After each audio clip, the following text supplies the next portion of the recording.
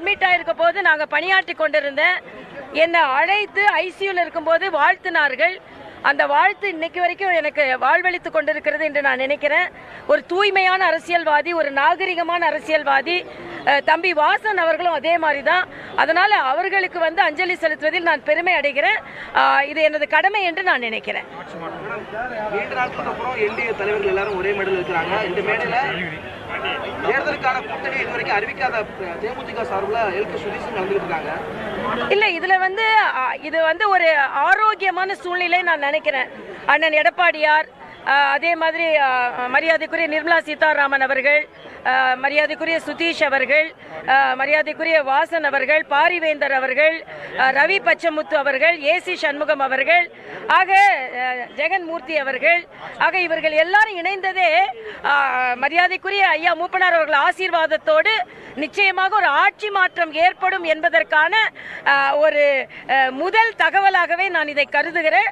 அதனால் நிச்சயமாக, ஏனென்றால் ஐயா மூப்பனார் அவர்கள் எப்பொழுதுமே ஒரு நேர்மையான அரசியலுக்கும் ஒரு நேர்மைவாதிகளுக்கும் ஒரு ஊக்கம் கொடுத்து கொண்டிருந்தவர். அதனால் ஒரு இப்பொழுது இருக்கின்ற ஊழல் அரசு, ஒரு மக்கள் விரோத அரசு போகணும்னு நினைக்கிறேன். இன்னைக்கு முதலமைச்சர் அவர்கள் வெளிநாட்டுக்கு போறேன்றாங்க. ஆனால் இன்னைக்கு வெளிநாட்டு முதலீடெல்லாம் ஈர்ப்பதற்கு காரணம் மரியாதைக்குரிய பாரத பிரதமர் அவர்கள்.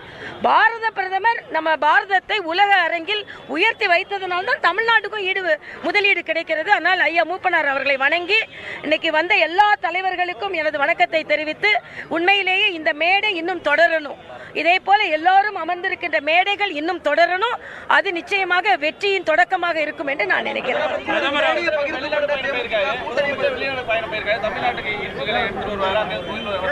இல்ல, அதுதான் அவருக்கு ஈர்த்து கொண்டு வரேன்னு சொல்றாரு. ஆனா இதுவரைக்கும் கொண்டு வந்ததோட முழுமையான டேட்டா நம்மகிட்ட இல்ல. ஆனா என்னோட ஒற்றை கருத்து, இவங்க யூபி அரசாங்கம் இருந்ததுல, இப்ப இங்க திமுகவும் இருந்ததுல எவ்வளவு போய் ஈர்த்துட்டு வந்தாங்க?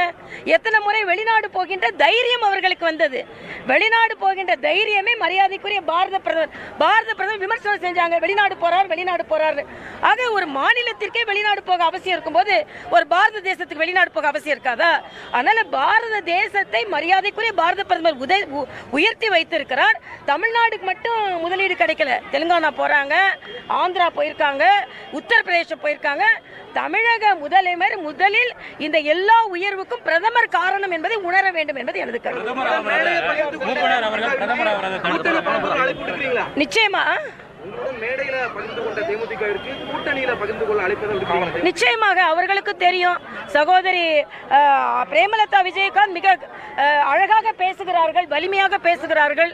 அவர்களுக்கும் தெரியும் இந்த அரசாங்கம். நேற்று அழகா சொல்லியிருக்காங்க, நீங்க வெற்றி பெற்றீங்கன்னா அதுல பிரச்சனை இல்லை, நாங்க தோற்று போட்டீங்கன்னா ஓட்டு திருட்டுன்னு சொல்வீங்களா, மிக அழகாக எடுத்து சொல்லியிருக்கிறார்கள். அதனால எனது கோரிக்கையாகவே நான் வைப்பேன், நாம் எல்லாம் இணைந்துதான் இப்ப உள்ள திராவிட முன்னேற்ற கழக அரசை தோற்கடிக்க வேண்டும். நிச்சயமாக அவர் வேட்டி கட்டியவர், மத்தியில் வருவதை மூப்பனார் அவர்களை தடுத்தார்கள், அப்துல் கலாம் அவர்களை தடுத்தார்கள். என் அண்ணன் சிபிஆருக்கு இவங்க ஓட்டு தான் வேணும்னு இல்லை. ஆனாலும் நாகரிகம் கருதி மரியாதைக்குரிய ராஜ்நாத் சிங் பேசின அப்புறமும் அவங்க அந்த ஆதரவை தரலன்னும் போது தமிழகருக்கு இவர்கள் ஆதரவை தர மறுக்கிறார்கள் என்று இவர்களின் பொய்முகம் கிழிக்கப்பட்டு இருக்கிறது என்பதை நான் தெரிவித்துக் கொள்கிறேன்.